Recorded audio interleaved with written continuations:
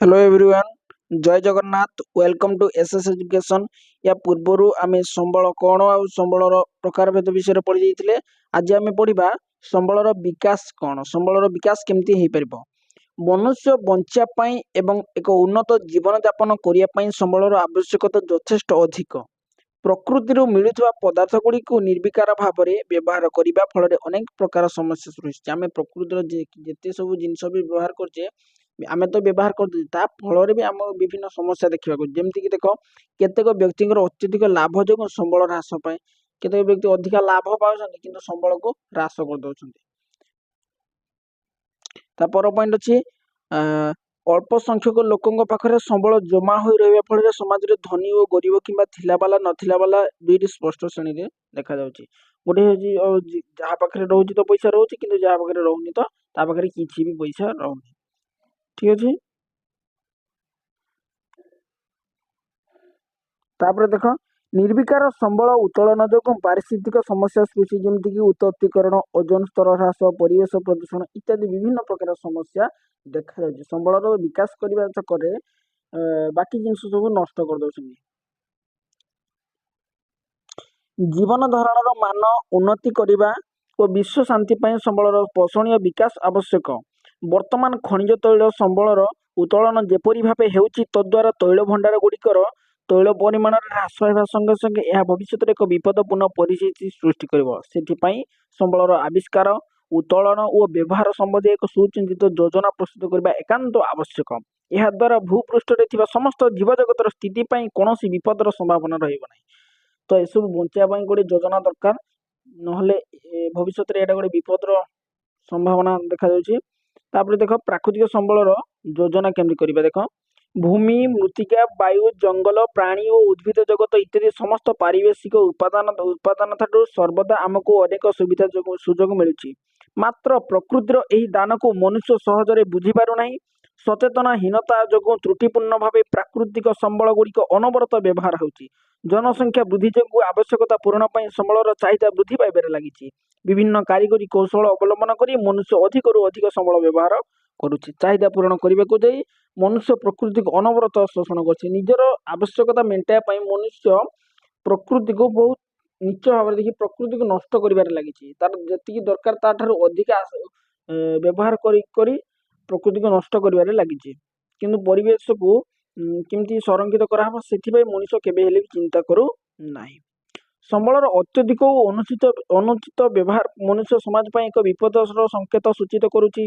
विशेषतः नवीकरण अयोग्य प्राकृतिक संबल नवीकरण जमी कोयला पेट्रोलियम एगुड़ा जब आम मन इच्छा एत परिमाण कल गाड़ी मोटर व्यवहार करा जहाँफल एगुड़िक नष्ट हो भविष्य आम पर पीढ़ी आउ सबू खाली बही पढ़े आ देखी ही पारे। एगुड़िक विवेकानुमोदित भाव व्यवहृत होना से संबंध में सचेतन रहा समस्त मनुष्य समाज नितांत आवश्यक। प्राकृतिक संबल गुड़िकर व्यवहार कर मितव्ययता अवलंबन करने और सेगुड़िकर संरक्षण पर उपयुक्त पदक्षेप नेबा होछि प्रकृष्ट पंथा।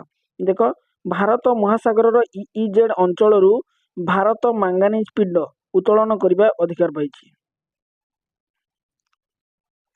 भारत महासागर EEZ अंचल भारत को केवल मांगानीज उत्तोलन करने अधिकार मिली आउ सी अधिकार दि जाई नाही।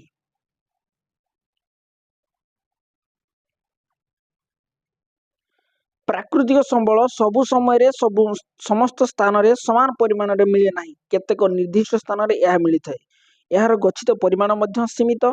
स्थाने स्थाने प्रकृतिर यही असरंती भंडार समयानुक्रमे अधिक व्यवहार जो धीरे धीरे शेष हो आसला। अनेक प्राणी और उद्भिद जाति भूपृष्ठ लोप पाइले। शुद्ध वायुमंडल क्रमशः दूषित हो गला। पानीय जलवायु प्रदूषित हो गला। सबुज जंगल ध्वंस पाई मरुभूमिर कराल रूप प्रकाश पाइलानी। गाड़ी मोटर और कलकारखाना निर्गत दूषित धुआं और वर्ज्य पदार्थ क्रमशः वायु, जल, भूमि इत्यादि को प्रदूषित कर सारे फल अंशुघात, बात्या, बन्या, मरुड़ी इत्यादि प्राकृतिक विपर्यय बारंबार संगठित होछि। जनसंख्या वृद्धि पाइबा संगे संगे प्राकृतिक संबल परिमाण में द्रुत ह्रास परिलक्षित होछि। से सब को पृथ्वीर संबल को अविचारित भाव में लुंठन करबा होछि वर्तमान सभ्य समाजर मनोमती। से गांधीजी कहते this earth provides enough to satisfy every man's need but not every man's greed। अर्थात ଏହି ପୃଥିବୀ ପ୍ରତ୍ୟେକ ବ୍ୟକ୍ତିର ଆବଶ୍ୟକତା ସନ୍ତୋଷଜନକ ଭାବରେ ପୂରଣ କରିବା ନିମନ୍ତେ ସମ୍ବଳ ସାଇତିଛି ସିନା ତାର ଲୋଭକୁ ଚରିତାର୍ଥ କରିବା ନିମନ୍ତେ ଏହା ଉଦ୍ଦିଷ୍ଟ ନୁହେଁ। ତମ ଲୋଭ ହେଲା ଅଧିକ, ତମେ ଅଧିକା ବ୍ୟବହାର କରିବ, ଯାହାଫଳରେ ସେଟା ଜିନିଷଟା ନଷ୍ଟ ହବାର ନାହିଁ। କିନ୍ତୁ ସମସ୍ତଙ୍କର ଯାହା ବି ଦରକାର ଏଇ ପୃଥିବୀ ତାକୁ ଯୋଗେଇ ଦଉଛି, କିନ୍ତୁ ତାର ଯଦି ଅଧିକ ଲୋଭ ମାନେ ଆଉ ଜଣେ ଯଦି ସେ ଜିନିଷଟା ପାଇବାର ଅଛି ସେ ତ ପାଇବନି ନା। ତେଣୁ ମଣିଷର ଚାହିଦା ଓ ପ୍ରାକୃତିକ ସମ୍ବଳର ବ୍ୟବହାର ମଧ୍ୟରେ ଏକ ସନ୍ତୁଳନ ରକ୍ଷା କରାଯିବା ନିତାନ୍ତ ଆବଶ୍ୟକ। ପ୍ରାକୃତିକ ସମ୍ବଳର ଉପଯୁକ୍ତ ପରିଚାଳନା କରିପାରିଲେ ଭୂପୃଷ୍ଠରେ କୌଣସି ପ୍ରତିକୂଳ ପରିସ୍ଥିତି ସୃଷ୍ଟି ହେବାର ଆଶଙ୍କା ରହିବ ନାହିଁ। ସମ୍ବଳ ସଂରକ୍ଷଣ, ସମ୍ବଳର ବିକାଶ ଜାଣିଲ। ସମ୍ବଳର ବିକାଶ କେମିତି ହେଇପାରିବ? ଯଦି ମଣିଷ ଯେତେବେଳେ ଚାହିଁବ ସେତେବେଳେ ହିଁ ସମ୍ବଳର, ଯଦି ମଣିଷ ଚାହିଁବନି ତାହେଲେ ତାର ଲୋଭ ହିସାବରେ ତାର ଦରକାର ନହେଲେ ମଧ୍ୟ ସେ ମନ ଇଚ୍ଛା ପ୍ରକୃତିର ବିଭିନ୍ନ ଜିନିଷକୁ ବ୍ୟବହାର କରି ଚାଲିଛି, ଯାହାଫଳରେ ଭବିଷ୍ୟତରେ ସେ ଗୋଟେ ବିପଦ ସୃଷ୍ଟି ହବ, ଆଉ ସେଇ ଜିନିଷଟା ଆମେ ଦେଖିବାକୁ ପାଇବା ନାହିଁ। ତାପରେ ଦେଖ ସମ୍ବଳ ସଂରକ୍ଷଣ, ସମ୍ବଳର ବିକାଶ କେମିତି ହେବ ଜାଣିପାରିଲ। ତାପରେ ଦେଖ ସମ୍ବଳର ସଂରକ୍ଷଣ କେମିତି ହବ। ସମ୍ବଳର ସଯତ୍ନ ବିନିଯୋଗ ତଥା ନବୀକରଣ ପାଇଁ ଯଥେଷ୍ଟ ସମୟ ଦେବାକୁ ସମ୍ବଳ ସଂରକ୍ଷଣ କୁହାଯାଏ। ଏହା ତମର 2 ମାର୍କରେ ମଧ୍ୟ ପଡ଼ିପାରେ, ମନେ ରଖ। ସମ୍ବଳର ସଯତ୍ନ ବିନିଯୋଗ ତଥା ନବୀକରଣ ପାଇଁ ନୂଆ ଗୋଟେ ଯୁଗ ସୃଷ୍ଟି ହେବ, ତାହା ପାଇଁ ସମ୍ବଳକୁ ସାଇତି ରଖିବାଟାକୁ କୁହାଯାଏ ସମ୍ବଳ ସଂରକ୍ଷଣ। ସମ୍ବଳ ବିନିଯୋଗର ଆବଶ୍ୟକତା ତଥା ଆଗାମୀ ବଂଶଧରଙ୍କ ପାଇଁ ସେଗୁଡ଼ିକର ସଂରକ୍ଷଣ ମଧ୍ୟରେ ସନ୍ତୁଳନ କରିବାକୁ ଧାରଣ ବିକାଶ କୁହାଯାଏ। ଦେଖିପାରିଲ, ଗୋଟେ ସମ୍ବଳ ବିନିଯୋଗର ଆବଶ୍ୟକତା ତଥା ଆଗାମୀ ବଂଶଧରଙ୍କ ପାଇଁ ସଂରକ୍ଷଣ ମଧ୍ୟରେ ସନ୍ତୁଳନ ରକ୍ଷା କରିବାକୁ ଧାରଣ ବିକାଶ କୁହାଯାଏ। ମନେ ରଖ ସମ୍ବଳ ସଂରକ୍ଷଣ କାହାକୁ କୁହାଯାଏ ଆଉ ଧାରଣ ବିକାଶ କାହାକୁ କୁହାଯାଏ। ଅଣ୍ଡରଲାଇନ୍ କରିଦେଇଛି, ତମମାନେ ମଧ୍ୟ ତମ ବହିରେ ଅଣ୍ଡରଲାଇନ୍ କରିଦିଅ। ସମ୍ବଳ ସଂରକ୍ଷଣର ବାସ୍ତବ ତଥା ମୌଳିକ ଉଦ୍ଦେଶ୍ୟ ହେଉଛି, ପ୍ରଥମ ହେଉଛି ଜୀବନ ଧାରଣ ପାଇଁ ଅପରିହାର୍ଯ୍ୟ ପରିବେଶର ସୁରକ୍ଷା। ଦ୍ୱିତୀୟତଃ ପରିସଂସ୍ଥାକୁ ବିନିଯୋଗ କରିବା ସତ୍ତ୍ୱେ ପରିସଂସ୍ଥାର ଅନ୍ତର୍ନିହିତ କ୍ଷମତାକୁ ଅକ୍ଷୁଣ୍ଣ କରିବା। ତାପରେ ଜୈବ ବିବିଧତାକୁ ସୁରକ୍ଷା କରିବା। ଏଇଟା ହେଲା ସମ୍ବଳ ସଂରକ୍ଷଣର ମୁଖ୍ୟ ଉଦ୍ଦେଶ୍ୟ। 3ଟି ଉଦ୍ଦେଶ୍ୟ ମନେ ରଖ, 3 ମାର୍କରେ ମଧ୍ୟ ପଡ଼ିପାରେ। ତାପରେ ଦେଖ ଆମେ ଗୋଟେ 5 ମାର୍କିଆ କ୍ୱେଶ୍ଚିନ୍ଟେ ପଡ଼ିବା, ଯୋଉଠିକି ଦେଖ ଧାରଣୀୟ ବିକାଶର ବିଶେଷତ୍ୱ। ପ୍ରଥମ ବିଶେଷତ୍ୱ ହେଉଛି ପୃଥିବୀର ସମସ୍ତ ଜୀବଜନ୍ତୁଙ୍କ ପ୍ରତି ସମ୍ମାନ ଓ ଯତ୍ନଶୀଳ ହେବା ଅଛି। ଏଇଟା ଗୋଟେ ଧାରଣୀୟ ବିକାଶର ବିଶେଷତ୍ୱ ଗୁଡ଼ିକ ଆମେ ପଢ଼ୁଛେ। ଦ୍ୱିତୀୟତଃ ମନୁଷ୍ୟର ଜୀବନ ଧାରଣର ମାନରେ ଉନ୍ନତି ଆଣିବା।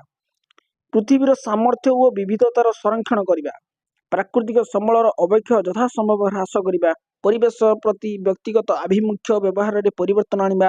ବିଭିନ୍ନ ଅଞ୍ଚଳବାସୀଙ୍କୁ ସେମାନଙ୍କ ପରିବେଶ ପ୍ରତି ଯତ୍ନବାନ ହେବା ଆବଶ୍ୟକ। ଦେଖ ସମସ୍ତ ଜୀବଜନ୍ତୁଙ୍କୁ ସମାନ ଦେଖିବା, ମଣିଷର ଜୀବନ ଧାରଣର ମାନ ପରିବର୍ତ୍ତନ କରିବା, ଆଉ ପୃଥିବୀର ସାମର୍ଥ୍ୟ ବିବିଧତାର ସଂରକ୍ଷଣ କରିବା, ଯେତିକି ସମ୍ଭବ ସେତିକି ସଂରକ୍ଷଣ କରିପାରିବା। ତାପରେ ପ୍ରାକୃତିକ ସମ୍ବଳର ଅବକ୍ଷୟ, ଯଦି ଯେମିତିକି ଆମର ଦରକାର ହଉନି ଗୋଟେ ଜିନିଷଟା ଫେର ବି ଆମେ ସେଇଟା ୟୁଜ୍ କରିଦଉଛେ, ତ ସେ ଜିନିଷଟା ନ କଲେ ଭଲ, ଆମେ ସମ୍ବଳକୁ ସଂରକ୍ଷଣ କରିପାରିବା।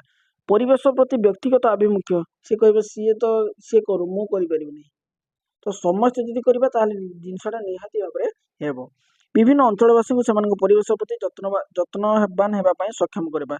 ସମସ୍ତେ ଜାଣିନାହାନ୍ତି, ତ ସେମାନଙ୍କୁ କ'ଣ କରିବା, ଆମେ ସ୍ଲୋଗାନ କିମ୍ବା ଭାଷଣ ମାଧ୍ୟମରେ ସେମାନଙ୍କୁ ସଚେତନ କରେଇବା। ଠିକ୍ ଅଛି, এই ପଏଣ୍ଟ ଗୁଡ଼ା ତମେ ପଢ଼ିଦେବ, ଏଇଟା 5 ମାର୍କରେ ତମର ଆସିବାର ସମ୍ଭାବନା ଅଛି। ଆମେ ତ କହିପାରିବାନି, ଆମେ ତ କ୍ୱେଶ୍ଚିନ୍ ବନେଇନି, ତେଣୁ ଗୋଟେ ଆମ ସବୁକିଛି ଆମକୁ ସମ୍ଭାବନା ରଖିକି ପଢ଼ିବାକୁ ପଡ଼ିବ, ଆଉ ଭଲ ସ୍କୋର କରିବାକୁ ପଡ଼ିବ। ଦେଖ ତାପରେ ଆସିଲା ସମ୍ବଳ ସଂରକ୍ଷଣର ମୁଖ୍ୟ 3ଟି ଉପାୟ। ଉଦ୍ଦେଶ୍ୟ ଜାଣିଲ, ଧାରଣା ବିକାଶର ବିଶେଷତ୍ୱ ଜାଣିଲ। ତାପରେ ଏବେ ଜାଣିବା 3ଟି ଉପାୟ କ'ଣ କ'ଣ। ସମ୍ବଳ ବ୍ୟବହାର ଯଥୋଚିତ ହ୍ରାସ, ଏଇଟା ବି ତମର 3 ମାର୍କରେ ପଡ଼ିପାରେ। ସମ୍ବଳ ବ୍ୟବହାରର ଯଥୋଚିତ ହ୍ରାସ, ସମ୍ବଳର ପୁନଃ ଚକ୍ରୀକରଣ କୌଶଳ ଅବଲମ୍ବନ, ସମ୍ବଳର ପୁନଃ ବ୍ୟବହାର ମାଧ୍ୟମରେ ସମସ୍ତ ପ୍ରକାର ସମ୍ବଳ, ଯଦି ଗୋଟେ ଜିନିଷଟା ଆମ ବ୍ୟବହାର ହେଇପାରିବ, ଥରେ ୟୁଜ୍ କଲା ପରେ ମଧ୍ୟ ଆଉ ଥରେ ବ୍ୟବହାର ହେଇପାରିବ, ତାକୁ ଆମେ ନିଶ୍ଚୟ ଭାବରେ ୟୁଜ୍ କରିବା ଦରକାର, ଯାହାଫଳରେ ଆମେ ସମ୍ବଳକୁ ସଂରକ୍ଷଣ କରିପାରିବା। ଠିକ୍ ଅଛି, ତାପରେ ଭାରତରେ ସମ୍ବଳ ସଂରକ୍ଷଣ ଓ ଯୋଜନା। ଦେଖ ସମ୍ବଳ ସଂରକ୍ଷଣ ଓ ଯୋଜନା ଏକ ଜଟିଳ ପ୍ରକ୍ରିୟା। ମୁଖ୍ୟତଃ 5ଗୋଟି ପ୍ରକ୍ରିୟା ଉପରେ ସମ୍ବଳ ଯୋଜନା ନିର୍ଭର କରିଥାଏ। ତାହା ହେଲା ବିଭିନ୍ନ କାର୍ଯ୍ୟ ପାଇଁ ସମ୍ବଳର ଆବଶ୍ୟକତା ନିର୍ଦ୍ଧାରଣ ଓ ସମ୍ବଳ ପ୍ରାପ୍ତି ସ୍ଥାନର ଚିହ୍ନଟୀକରଣ ଏବଂ ସମ୍ବଳ ଚାହିଦାର ପରିମାଣ ଆକଳନ। ସମ୍ବଳର ଗଚ୍ଛିତ ପରିମାଣ ଓ ବିକାଶ ସ୍ତର ଆକଳନ, ଏହାର ସର୍ବେକ୍ଷଣ ମାନଚିତ୍ରୀକରଣ, ସମ୍ବଳ କେଉଁ କେଉଁ ଜାଗାରେ ତାକୁ ଚିହ୍ନଟୀକରଣ କରିବା ଏବଂ ସଂଖ୍ୟାତ୍ମକ ତଥା ଗୁଣାତ୍ମକ ମୂଲ୍ୟମାନ ଯେଉଁଠି ମିଳୁଛି ତାର ଗୁଣାତ୍ମକ ମାନ ଠିକ୍ ଭାବରେ ରଖିବା। ତାପରେ ସମ୍ବଳ ଉତ୍ତୋଳନ, କ୍ରିୟାତ୍ମକ ମୂଲ୍ୟ ଏବଂ ବ୍ୟବହାର ଯୋଜନା ସଂରଚନା ପ୍ରସ୍ତୁତିକରଣ, ଏହା ପୁନଃ ବ୍ୟବହାର ସମ୍ବନ୍ଧୀୟ ଯୋଜନା। ତାପରେ ସମ୍ବଳ ଉତ୍ତୋଳନ ପାଇଁ ଆବଶ୍ୟକ ଯନ୍ତ୍ରପାତିର ଉପଲବ୍ଧି, ଉପଯୁକ୍ତ କୌଶଳ ଓ ପ୍ରଯୁକ୍ତି ବିଦ୍ୟା, ବଜାର ମୂଲ୍ୟ ନିର୍ଦ୍ଧାରଣ, ଅନୁଷ୍ଠାନ, ଅବସ୍ଥାନ ଇତ୍ୟାଦି ସମ୍ବଳ ବିକାଶ ସମ୍ବନ୍ଧୀୟ ପ୍ରକ୍ରିୟାର ଅବଲମ୍ବନ ଉପରେ ଆଧାରିତ ଯୋଜନା ପ୍ରଣୟନ କରିବା। ସମ୍ବଳ ବିକାଶ ଯୋଜନା ଓ ଜାତୀୟ ବିକାଶ ଯୋଜନା ମଧ୍ୟରେ ସମନ୍ୱୟ ସ୍ଥାପନ। ଏହା ବିଭିନ୍ନ ଅଞ୍ଚଳରେ ସମ୍ବଳ ସଂଗ୍ରହ, ବ୍ୟବହାର ତଥା ପରିଚାଳନା ଉପରେ ନିର୍ଭର କରେ। ବଜାର, ଯାତାୟାତ ଓ ପରିବହନ ଇତ୍ୟାଦି ଏଥିରେ ମୁଖ୍ୟ ଭୂମିକା ଗ୍ରହଣ କରିଥାଏ। ନୂତନ ଓ ବିକଳ୍ପ ସମ୍ବଳର ଆବିଷ୍କାର ସମ୍ବନ୍ଧୀୟ ଗବେଷଣା କାର୍ଯ୍ୟକ୍ରମର ଯୋଜନା କରାଯାଇଥାଏ।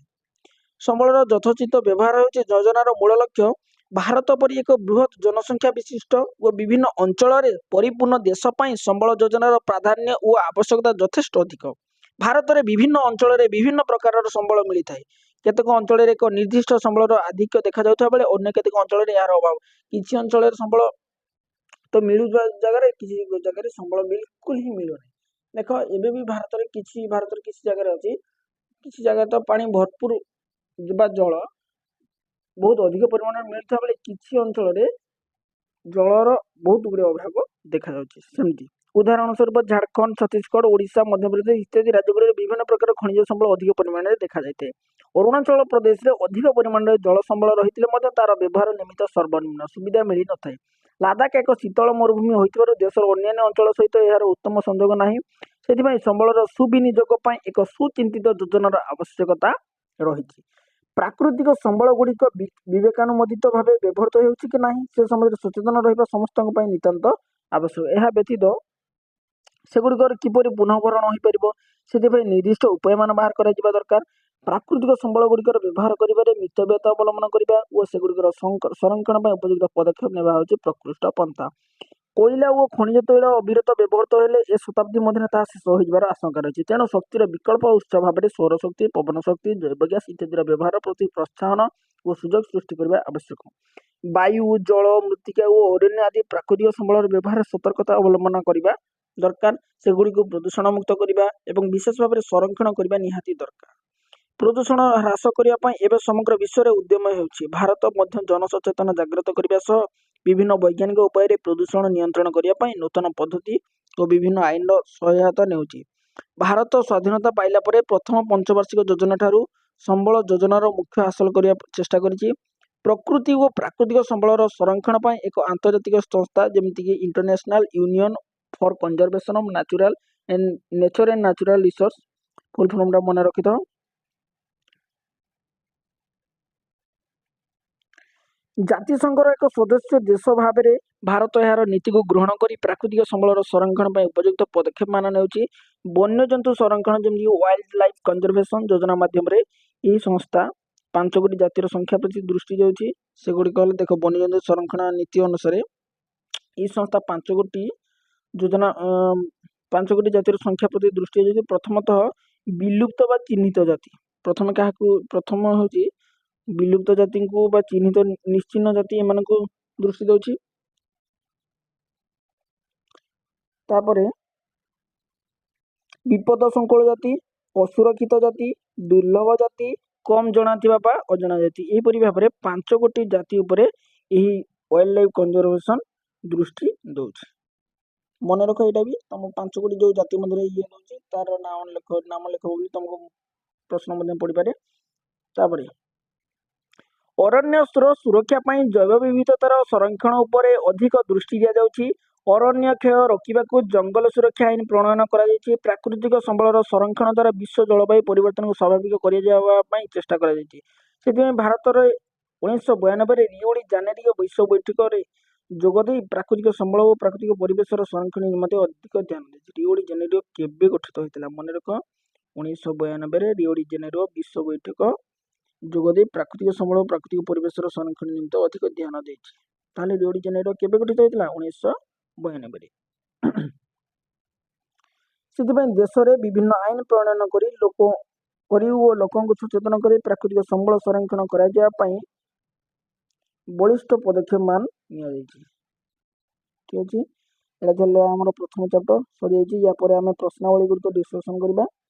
ଯଦି ଭିଡ଼ିଓଟି ଆପଣଙ୍କ ପାଇଁ କିଛି ମାତ୍ରାରେ ମଧ୍ୟ ହେଲ୍ପଫୁଲ ହେଇଥିବ ଆଉ ଭିଡ଼ିଓଟି ଭଲ ଲାଗିଥିବ ନିହାତି ଭାବରେ ଆପଣ ଭିଡ଼ିଓଟିକୁ ଲାଇକ୍ କରିଦିଅନ୍ତୁ। ଆଉ ନୂଆ କରି ଆସିଥିଲେ ନିହାତି ଭାବରେ ଚ୍ୟାନେଲକୁ ସବସ୍କ୍ରାଇବ କରିଦିଅନ୍ତୁ। ଆଉ କିଛି ଯଦି ଡାଉଟ୍ ଆସୁଛି ଆଉ କିଛି ଆପଣଙ୍କୁ ମନରେ ପ୍ରଶ୍ନ ଆସୁଛି ତାହେଲେ ନିହାତି ଭାବରେ କମେଣ୍ଟ ମାଧ୍ୟମରେ ଜଣାନ୍ତୁ, ଯାହାଫଳରେ ମୁଁ ସେଇ ଉପରେ ଆପଣମାନଙ୍କୁ ଡିସ୍କସନ୍ କରିବା ପାଇଁ ଚେଷ୍ଟା କରିବି। Thank you.